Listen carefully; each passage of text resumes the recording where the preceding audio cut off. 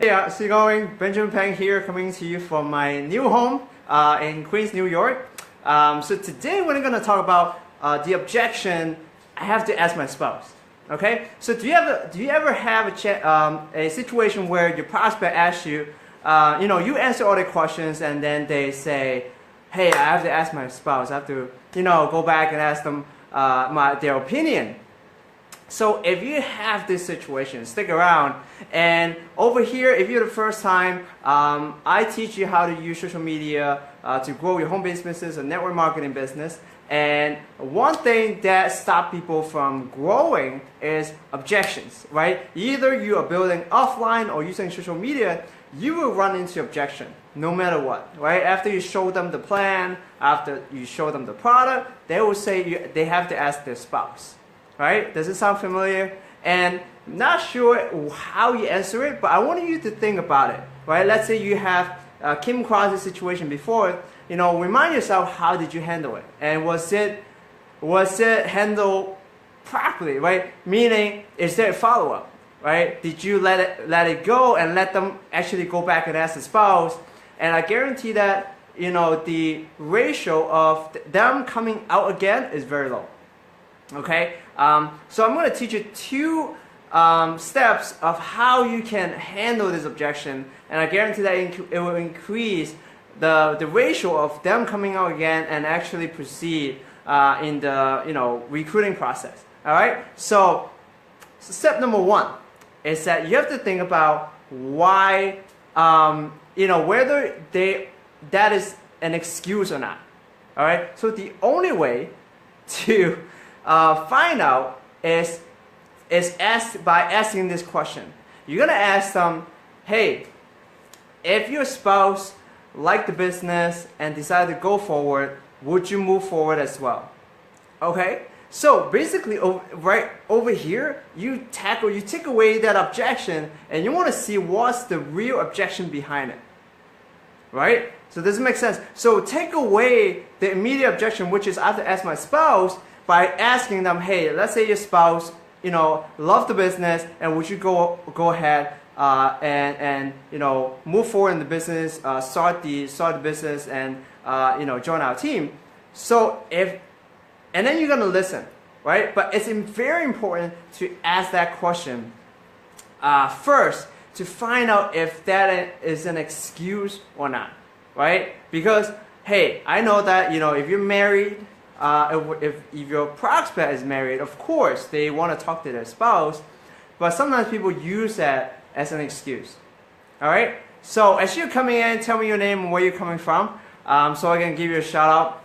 Hope that you're crushing it in your network marketing business. And today I'm teaching you how to handle this objection when your prospect tells you, I have to ask my spouse.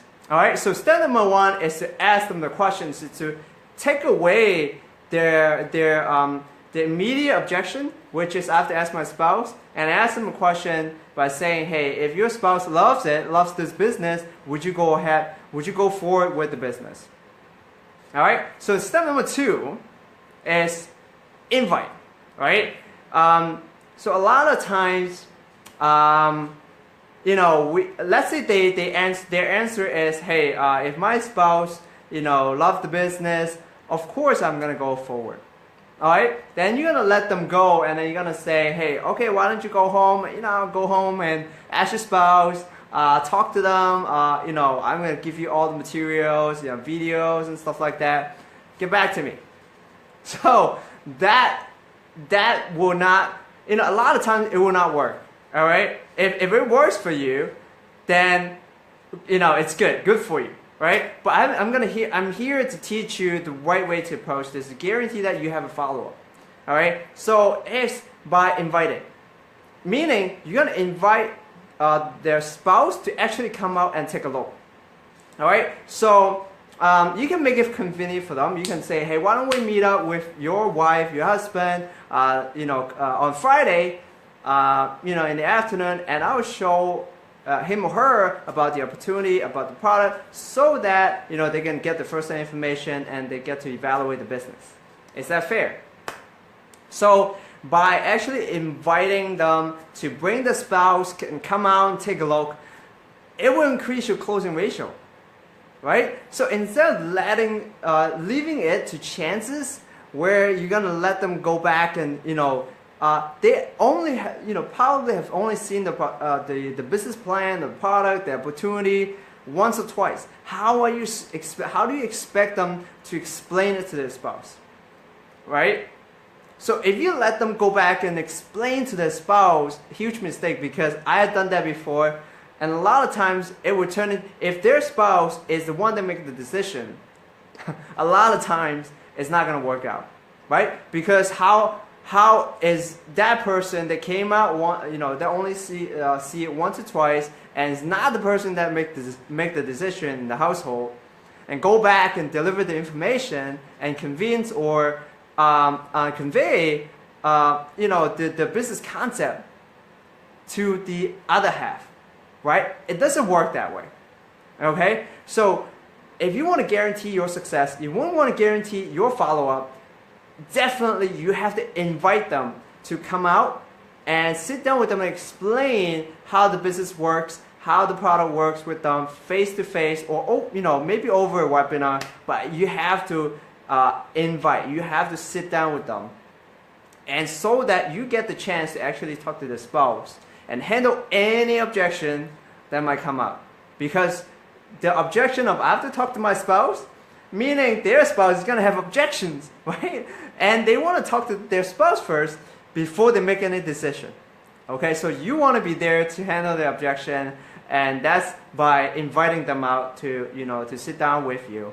And by doing that, you have a guaranteed follow-up, because you're sitting right there, instead of letting them go back to explain to their husband, wife, girlfriend, boyfriend, right? Letting them mess it up, show the plan themselves, or even using the video is not as effective, because they have somebody to ask. Their spouse see the video, and if they have questions, guess what?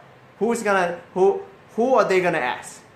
Right? Exactly. The person that came out, right? The person that came out, went home, gave the video to their spouse. Hey, when the video is done, their spouse is gonna ask them questions. Lots of questions, and guess what? Do you think that they can answer it? Probably not. 100%, 99% of the time, no way, right? Because they've only seen the business 1 to 2 times. Okay, so here's a 2-step process. Keep in mind, it's very important to take away. Step 1, take away the objection first, and see even an excuse by asking them, if your spouse loves the business, would you go ahead with the business, right? Second is, you want to invite their spouse to come on, take a look, and sit down with them so that you can handle the objection. All right, so here's a 2-step process to handle the objection. I have to talk to my spouse, and I hope that you get value from this. I hope that this will help you. Next time when somebody tells you there's objection, you know how to answer it. And how do you measure, how do you know you actually handle it properly? It's by having a follow-up. Okay, so if you have a follow-up after the objection, then you're successful. All right, so that means that you have handled the objection successfully. All right, cool. So I hope you got value. If you think that this can help, your team, people in network marketing, pass it along, share with them, so that they know how to answer the objection in the future. And if you have any questions, I want you to comment below and let me know, because key to success, again, I mentioned many times, is not to keep your questions inside, and so that you can stop with the struggle. You keep struggling, not asking questions, not figuring out how to move forward. It's not like that. So go ahead, comment below and with your questions, or private message me if you want to ask me anything, if you want coaching, or if you want to learn how to recruit online. I'm happy to help out, and I hope that you really crush it in your business this year, not to make it the same thing as last year. If you have any accomplished goal for last year, don't make it happen the same for this year, right? Don't repeat the same mistakes that is in 2016. It's gone already. It's in the past, right? And you have to change what you do because if you keep doing the same thing, the result is going to be the same. All right. So hope that you got value, and I happy that you are here today in my video, and I look forward to see you in the next training. Have a great day.